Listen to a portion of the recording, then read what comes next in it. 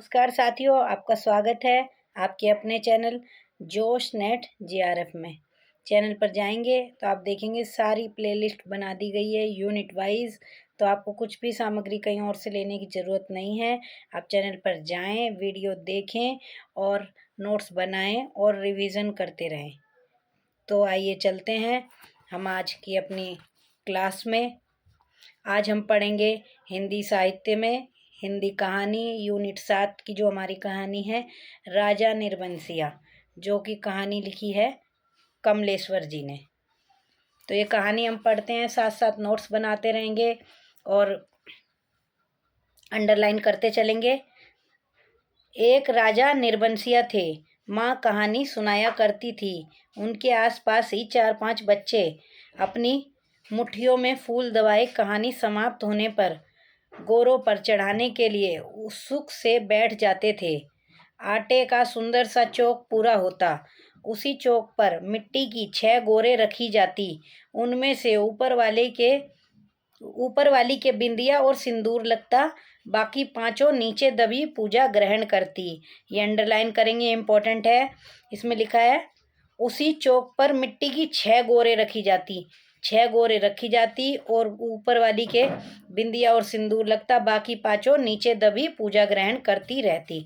ठीक है, और यहाँ से नोट करेंगे क्या होता है। ये आ जाता है, ये लाइनें, इन लाइनों से किस कहानी की शुरुआत होती है, तो हमें वो भी पता रहना चाहिए। ठीक है, ये अच्छे से इम्पोर्टेंट है, नोट करेंगे। एक और दीपक की बाती स्थिर सी जलती रहती और मंगल घट रखा रहता जिस पर रोली से सतिया बनाया जाता। ये भी नोट करेंगे, इम्पोर्टेंट है। सतिया किससे बनाया जाता? रोली से।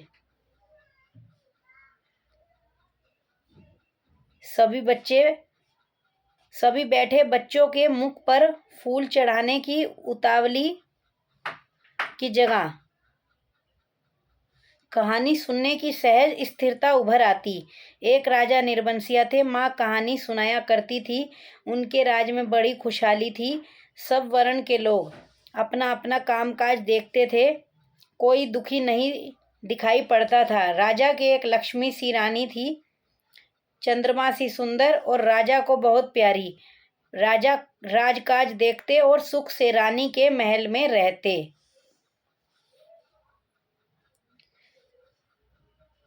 मेरे सामने ख्यालों का राजा था, राजा जगपति।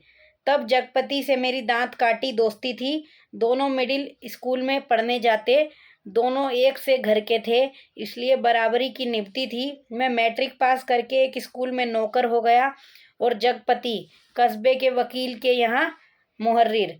जिस साल जगपति मुहर्रिर हुआ उसी वर्ष पास के गांव में उसकी शादी हुई, पर ऐसी हुई कि लोगों ने तमाशा बना देना चाहा। लड़की वालों का कुछ विश्वास था कि शादी के बाद लड़की की विदा नहीं होगी।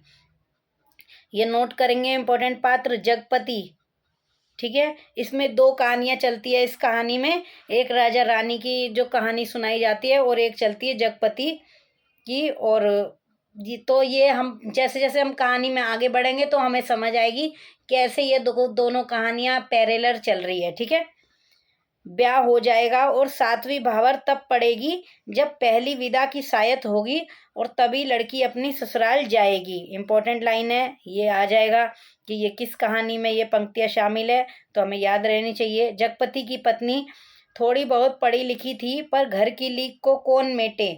बारात बिना बहू के वापस आ गई और लड़के वालों ने तय कर लिया कि अब जगपति की शादी कहीं और कर दी जाएगी, चाहे कानी लूली से हो, पर वह लड़की अब घर में नहीं आएगी। लेकिन साल खत्म होते होते सब ठीक ठाक हो गया। लड़की वालों ने माफ़ी मांग ली और जगपति की पत्नी अपनी ससुराल आ गई। जगपति को जैसे सब कुछ मिल गया और सास ने बहू की बलाइया लेकर घर की सब चाबियां सौंप दी। गृहस्थी का ढंग बार समझा दिया। जगपति की माँ न जाने कब से आस लगाए बैठी थी। उन्होंने आराम की सांस ली। पूजा पाठ में समय कटने लगा। दोपहरिया दूसरे घरों के आंगन में बीतने लगी, पर सास का रोग था उन्हें। सो एक दिन उन्होंने अपनी अंतिम घड़ियां गिनते हुए चंदा को पास बुलाकर समझाया था। चंदा कौन है? चंदा कहानी की मुख्य पात्र जगपति की पत्नी। उन्हें सांस की बीमारी थी। ये भी नोट करेंगे, इम्पोर्टेंट है कि चंदा की सास को या जगपति की माँ को किस चीज़ की बीमारी थी? सांस की। बेटा जगपति बड़े लाड़ प्यार का पला है जब से तुम्हारे ससुर नहीं रहे, यानी कि जगपति के पिता इस दुनिया में नहीं थे, तब से इसके छोटे छोटे हट को पूरा करती रही हूँ। अब तुम ध्यान रखना। फिर रुककर उन्होंने कहा था, जगपति किसी लायक हुआ है तो रिश्तेदारों की आंखों में करकने लगा है। तुम्हारे बाप ने ब्याह के वक्त नादानी की जो तुम्हें विदा नहीं किया। मेरे दुश्मन देवर जेठों को मौका मिल गया, तुम्हार खड़ा कर दिया कि अब विदा करवाना नाक कटवाना है। जगपति का ब्याह क्या हुआ? उन लोगों की छाती पर सांप लौट गया। सोचा घर की इज्जत रखने की आड़ लेकर रंग में भंग कर दे। अब बेटा इस घर की लाज तुम्हारी लाज है। आज को तुम्हारे ससुर होते तो भला। कहते कहते माँ की आंखों में आंसू आ गए और वे जगपति की देखभाल उसे सौंपकर सदा के लिए मौन हो गई थी। एक अरमान उनके साथ ही चला गया था कि जगपति की संतान को 4 बरस इंतजार करने के बाद भी वे गोद में ना खिला पाई। यानी कि जगपति और चंदा की शादी को कितने साल हो चुके हैं? 4 साल। या क्वेश्चन आ जाए कि जगपति की माँ कब एक्सपायर हुई उनकी शादी के कितने साल बाद? तो 4 बरस बाद। और चंदा ने मन में सब्र कर लिया था, यही सोचकर कि कुल देवता का अंश तो उसे जीवन भर पूजने को मिल गया था। घर में चारों तरफ जैसे उदारता बिखरी रहती, अपनापन बरसता रहता। उसे लगता जैसे घर की अंधेरी एकांत कोठरियों में यह शांत शीतलता है जो उसे भरमा लेती है। घर की सब कुंडलियों की खनक उसके कानों में बस गई थी। हर दरवाजे की चरमराहट पहचान गई बन गई थी। एक रोज राजा आखेट को गए। माँ कहानी सुनाती थी, राजा आखेट को जाते थे। ये देखिए, ये अभी मतलब जगपति और चंदा की कहानी चल रही थी यहाँ पे, अब ये राजा रानी वाली कहानी इसमें चल रही है बीच बीच में। तो 7वें रोज जरूर महल में लौट आते थे। ये नोट करेंगे, कौन से रोज महल में लौट आते थे? 7वें रोज। राजा कहाँ जाते थे? आखेट को। पर उस दफा जब गए तो 7वां दिन निकल गया। ये आखेट मतलब यहाँ पे शिकार को कहा जा रहा है। तो 7वां दिन निकल गया पर राजा नहीं लौटे। रानी को बड़ी चिंता हुई। रानी एक मंत्री को साथ लेकर खोज में निकली और इसी बीच जगपति को रिश्तेदारी की एक शादी में जाना पड़ा। अब ये फिर जगपति वाली इधर से कहानी यहाँ से स्टार्ट हो गई है। उसके दूर रिश्ते के भाई दयाराम की शादी थी। एक और पात्र है दयाराम। कह गया था कि 10वें दिन जरूर वापस आ जाएगा, पर छठे दिन ही खबर मिली कि बारात लौटने पर दयाराम के घर डाका पड़ गया है। किसी मुखबिर ने सारी खबरें पहुंचा दी थी कि लड़की वालों ने दयाराम का घर सोने चांदी से पाट दिया है। आखिर पुश्तैनी जमींदार की इकलौती लड़की थी। घर आए मेहमान लगभग विदा हो चुके थे। दूसरे दिन जगपति भी चलने वाला था, पर उसी रात डाका पड़ा। जवान आदमी भला खून मानता है। डाके वालों ने जब बंदूकें चलाई तो सबकी गिगी बंद गई, पर जगपति और दयाराम ने छाती ठोक कर लाठियां उठा ली। घर में कोहराम मच गया। फिर सन्नाटा छा गया। डाके वाले बराबर गोलियां दाग रहे थे। ये भी नोट करेंगे कि दयाराम कौन था? जगपति के दूर के रिश्ते के भाई था। ठीक है। बाहर का दरवाजा टूट चुका था, पर जगपति ने हिम्मत बढ़ाते हुए हाँक लगाई। ये हवाई बंदूकें इन ठेल पिलाई लाठियों का मुकाबला नहीं कर पाएगी जवानों। पर दरवाजे तड़ तड़ टूटते रहे और अंत में एक गोली जगपति की जांग को पार करती निकल गई। दूसरी उसकी जांग के ऊपर कूले में समा कर रह गई। चंदा रोती कलपती और मनोतियाँ मानती जब वहां पहुंची तो जगपति अस्पताल में था। दयाराम के थोड़ी चोट आई थी, उसे अस्पताल से छुट्टी मिल गई थी। जगपति की देखभाल के लिए वही अस्पताल में मरीजों के रिश्तेदारों के लिए जो कोठरियां बनी थी उन्हीं में चंदा को रुकना पड़ा। कस्बे के अस्पताल से दयाराम का गांव 4 कोस पड़ता था। इम्पोर्टेंट है, कस्बे के अस्पताल से दयाराम का गांव कितना दूर पड़ता था? 4 कोस। दूसरे तीसरे माह से आदमी आते जाते रहते, जिस सामान की जरूरत होती पहुंच जाते। पर धीरे धीरे उन लोगों ने भी खबर लेना छोड़ दिया। एक दिन में ठीक होने वाला घाव तो था नहीं। जांग की हड्डी चटक गई थी। और कूल्हे में ऑपरेशन से 6 इंच गहरा घाव था। इम्पोर्टेंट है ये भी। कितना इंच गहरा घाव था? 6 इंच गहरा। और कहाँ था? कूल्हे में। और कौन सी हड्डी चटक गई थी? जांग की हड्डी। वेरी वेरी इंपॉर्टेंट है ये जो मैं अंडरलाइन कर रही हूँ। कस्बे का अस्पताल था। कंपाउंडर ही मरीजों की देखभाल रखते। बड़ा डॉक्टर तो नाम के लिए था, या कस्बे के बड़े आदमियों के लिए। छोटे लोगों के लिए तो कंपाउंडर साहब ही ईश्वर के अवतार थे। मरीजों की देखभाल करने वाले, रिश्तेदारों की खाने पीने की मुश्किलों से लेकर मरीज की नब्ज तक संभालते थे। छोटी सी इमारत में अस्पताल आबाद था। रोगियों को सिर्फ 6-7 खाटें थी। रोगियों के लिए वहाँ कितनी खाट थी? 6-7 खाटें। मतलब बेड नहीं थे, बता रहे हैं उसमें क्या था, 6-7 खाट थी। मरीजों के कमरे से लगा दवा बनाने का कमरा था। उसी में एक और आराम कुर्सी थी और एक नीची सी मेज। उसी कुर्सी पर बड़ा डॉक्टर आकर कभी कभार बैठता था, नहीं तो बच्चन सिंह कंपाउंडर ही जमे रहते। इम्पोर्टेंट है, कंपाउंडर का नाम बच्चन सिंह। अस्पताल में या तो फौजदारी के शहीद आते, या गिर गिरा के हाथ पैर तोड़ लेने वाले एक आध लोग। छठे छमा से कोई औरत दिख गई तो दिख गई, यानी 6 महीने में। जैसे उन्हें कभी कोई रोग घेरता ही नहीं था। कभी कोई बीमार पड़ती तो घरवाले हाल बता के 8-10 रोज की दवा एक साथ ले जाते, फिर उसकी जीने मरने की खबर तक नहीं मिलती। ये बता रखा है औरतों की, तो वहाँ पे और भी बुरी हालत है। उस दिन बच्चन सिंह के जगपति के घाव की पट्टी बदलने आया। उसके आने में और पट्टी खोलने में कुछ ऐसी लापरवाही थी जैसे गलत बंदी पगड़ी को ठीक से बांधने के लिए खोल रहा हो। चंदा उसकी कुर्सी के पास ही सांस रोके खड़ी थी। वह और रोगियों से बात करता जा रहा था। इधर मिनट भर को देखता, फिर जैसे अभ्यस्त से उसके हाथ अपना काम करने लगते। पट्टी एक जगह खून से चिपक गई थी। जगपति बुरी तरह कराह उठा। चंदा के मुख से चीख निकल गई। बच्चन सिंह ने सतर्क होकर देखा तो चंदा मुख में धोती का पल्ला खोसे अपनी भयातुर आवाज़ दबाने की चेष्टा कर रही थी। जगपति एक बारगी मछली सा तड़प कर रह गया। बच्चन सिंह की उंगलियां थोड़ी सी थरथराई कि उसकी बाह पर टप से चंदा का आंसू चू पड़ा।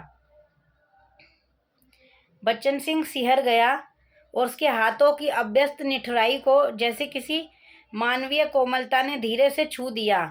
आहो कराहो, दर्द भरी चीखों और चटकते शरीर के जिस वातावरण में रहते हुए भी वह बिल्कुल अलग रहता था। फोड़ों को पके आम सा दबा देता था, खाल को आलू सा छील देता था। उसके मन से जिस दर्द का एहसास उठ गया था वह उसे आज फिर हुआ, और वह बच्चे की तरह फू फू कर पट्टी को नम करके खोलने लगा। चंदा की ओर धीरे से निगाह उठाकर देखते हुए फुसफुसाया, रोगी की हिम्मत टूट जाती है ऐसे। मतलब वो कह रहा है कि मतलब रो मत, ऐसे रोगी की हिम्मत टूट जाती है। पर जैसे ये कहते कहते उसका मन खुद अपनी बात से उछट गया।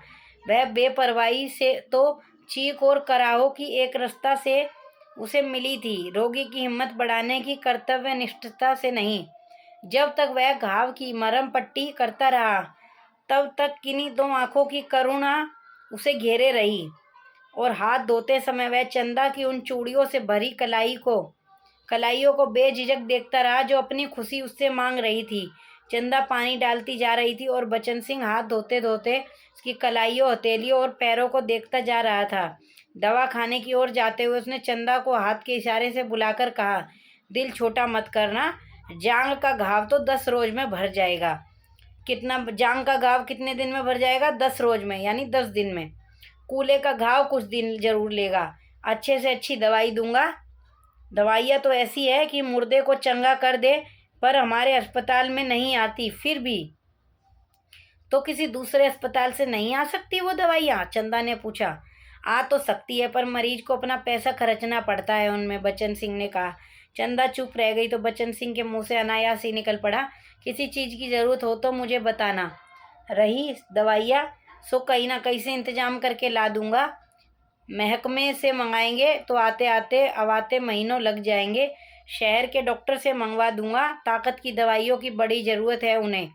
अच्छा देखा जाएगा, कहते कहते वह रुक गया। चंदा ने कृतज्ञता भरी नजरों से उसे देखा और उसे लगा जैसे आंधी में उड़ते पत्ते को कोई अटकाव मिल गया हो। आकर वह जगपति की खाट से लगकर बैठ गई। उसकी हथेली लेकर वह सहलाती रही, नाखूनों को अपने पोरों से दबाती रही। धीरे धीरे बाहर अंधेरा बढ़ चला। बच्चन सिंह तेल की एक लालटेन लाकर मरीजों के कमरे के एक कोने में रख गया। चंदा ने जगपति की कलाई दबाते दबाते धीरे से कहा, कंपाउंडर साहब कह रहे थे। और इतना कहकर वह जगपति का ध्यान आकृष्ट करने के लिए चुप हो गई। क्या कह रहे थे? जगपति ने अनमने स्वर में कहा। कुछ ताकत की दवाइयाँ तुम्हारे लिए जरूरी है, मैं जानता हूँ, पर देखो चंदा, चादर के बराबर ही पैर फैलाए जा सकते हैं। हमारी औकात इन दवाइयों की नहीं है। औकात आदमी की देखी जाती है कि पैसों की? तुम तो देखा जाएगा। कंपाउंडर साहब इंतजाम कर देंगे, मैं उनसे कहूँगी। मैं नहीं चंदा, उधार खाते से मेरा इलाज नहीं होगा, चाहे 1 के 4 दिन लग जाए। इसमें तो तुम नहीं जानती, कर्ज कोढ़ का रोग होता है।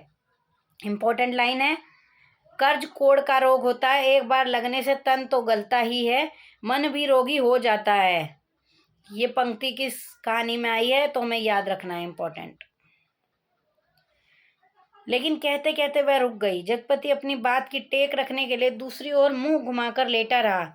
और तीसरे रोज जगपति के सिरहाने कई ताकत की दवाइयाँ रखी थी और चंदा की ठहरने वाली कोठरी में उसके लेटने के लिए एक खाट भी पहुंच गई थी।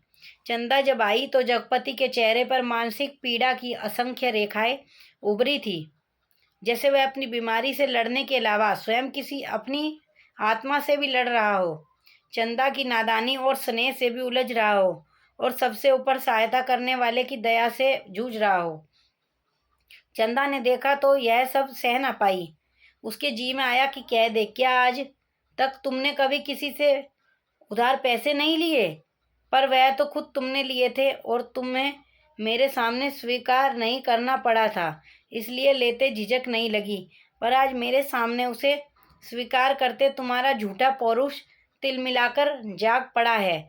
पर जगपति के मुख पर बिखरी हुई पीड़ा में जिस आदर्श की गहराई थी, वह चंदा के मन में चोर की तरह घुस गई।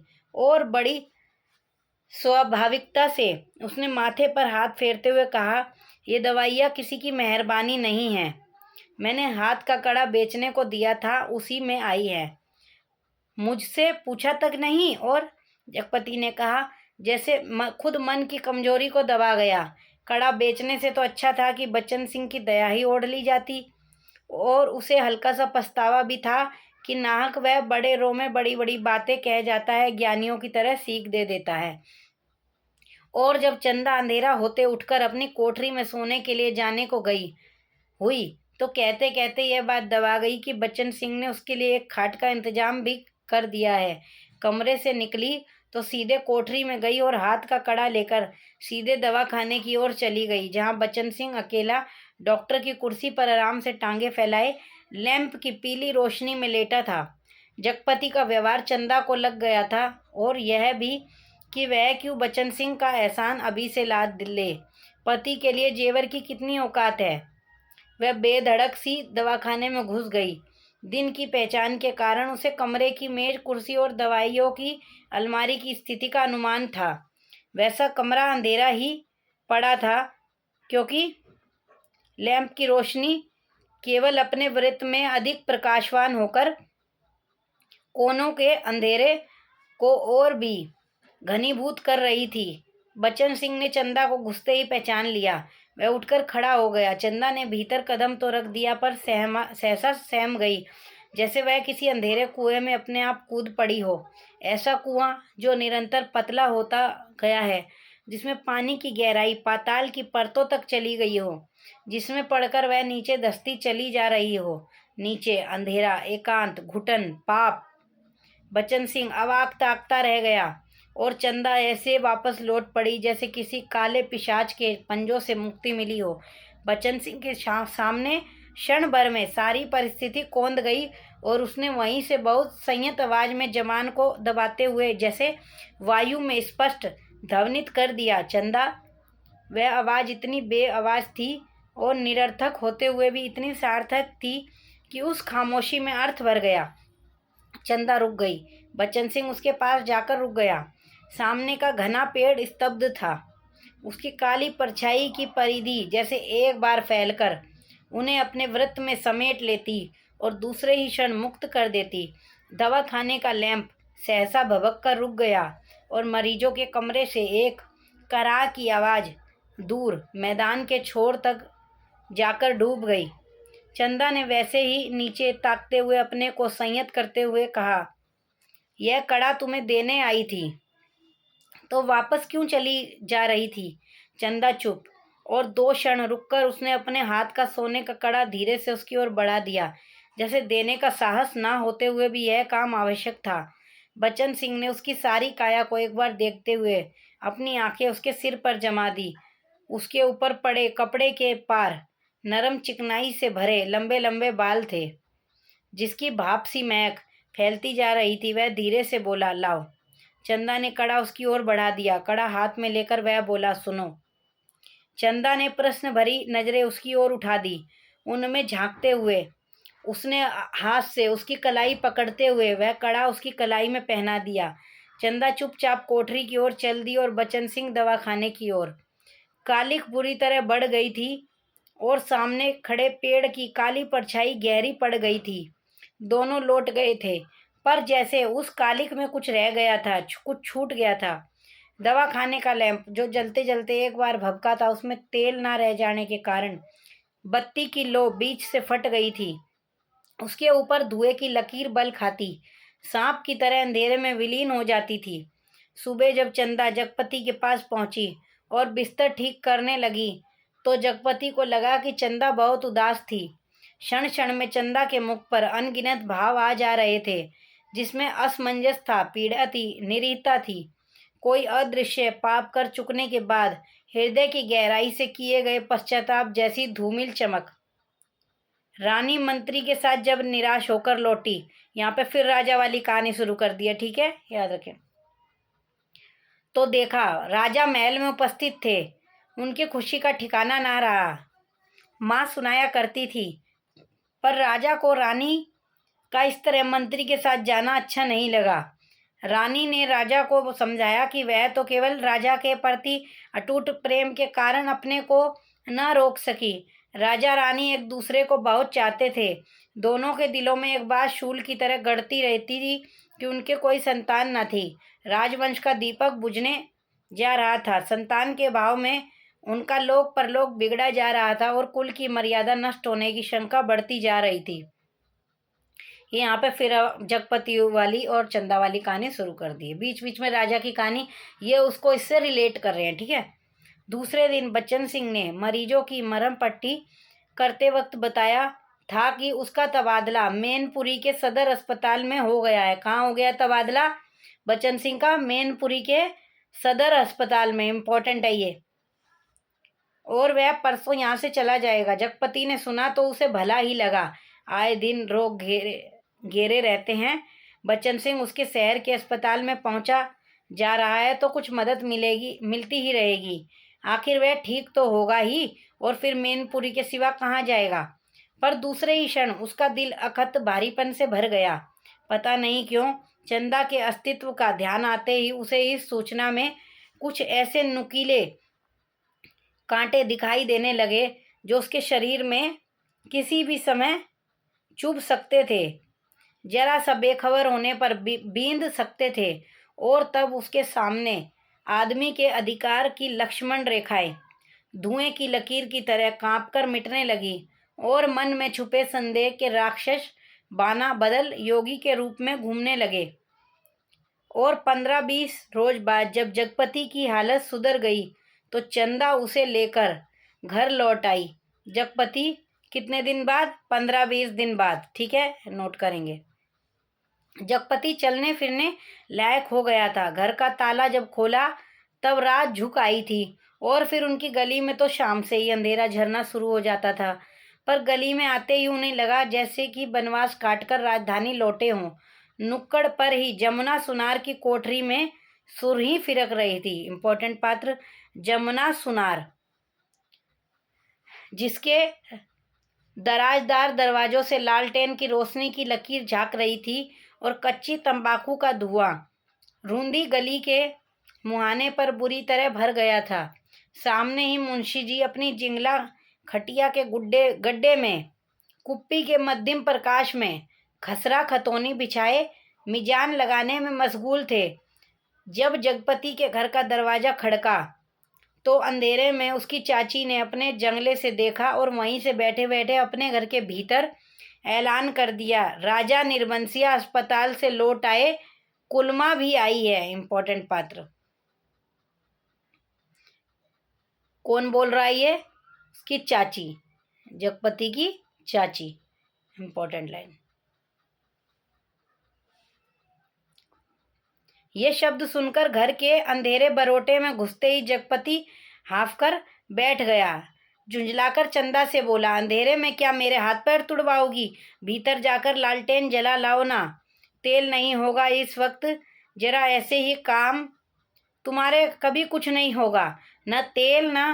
कहते कहते जगपति एकदम चुप रह गया और चंदा को लगा कि आज पहली बार जगपति ने उसके व्यर्थ मातृत्व पर इतनी गहरी चोट कर दी कि जिसकी गहराई की उसने कभी कल्पना नहीं की थी। दोनों खामोश बिना एक बात किए अंदर चले गए।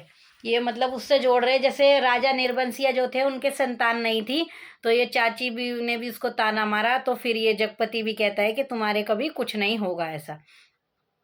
रात के बढ़ते सन्नाटे में दोनों के सामने दो बातें थी। जगपति के कानों में जैसे कोई व्यंग से कह रहा था, राजा निर्बंसिया अस्पताल से आ गए। वही बात उसके मतलब बार बार उसके दिमाग में गूंज रही है। और चंदा के दिल में यह बात चुभ रही थी, तुम्हारे कभी कुछ नहीं होगा। और सिसकती सिसकती चंदा न जाने कब सो गई, पर जगपति की आंखों में नींद न आई। खाट पर पड़े पड़े उसके चारों ओर एक मोहक भयावना सा जाल फैल गया। लेटे लेटे उसे लगा जैसे उसका स्वयं का आकार बहुत क्षीण होता होता बिंदु सा रह गया। पर बिंदु के हाथ थे, पैर थे, दिल की धड़कन भी। कोठरी का घुटा घुटा सा अंधियारा, मटमैली दीवारें और गहन गुफाओं सी अलमारियां जिसमें से बार बार झांक कर देखता था और वह सिहे उठता था। फिर जैसे सब कुछ तब्दील हो गया हो। उसे लगा कि उसका आकार बढ़ता जा रहा है, बढ़ता जा रहा है। वह मनुष्य हुआ, लंबा तगड़ा तंदुरुस्त पुरुष हुआ। उसकी सिराओं में कुछ फूट पड़ने के लिए व्याकुलता से खोल उठा। उसके हाथ शरीर के अनुपात से बहुत बड़े, डरावने और भयानक हो गए।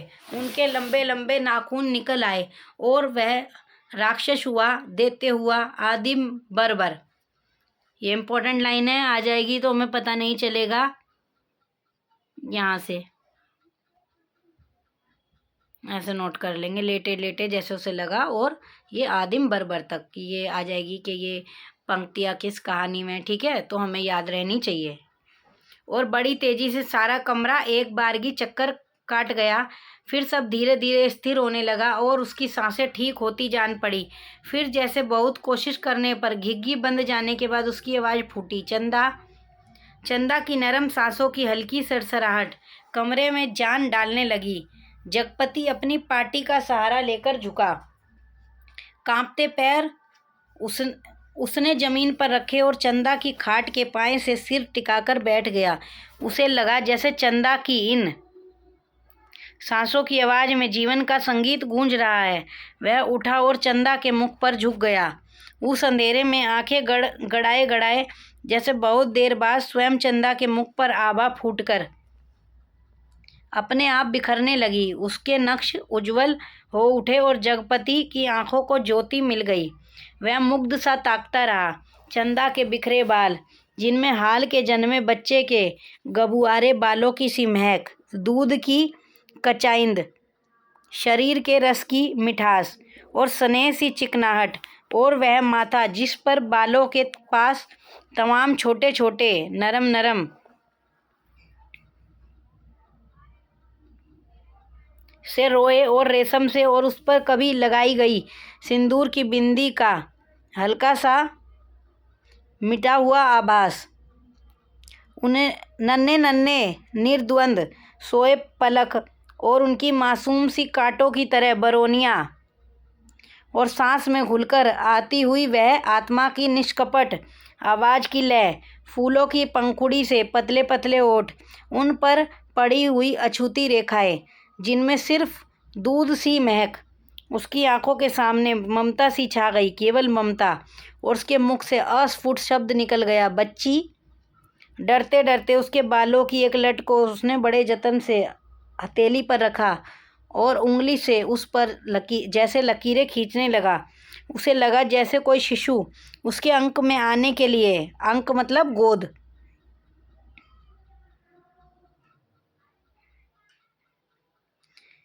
अंक में आने के लिए झटपटाकर निराश होकर सो गया हो। और उसने दोनों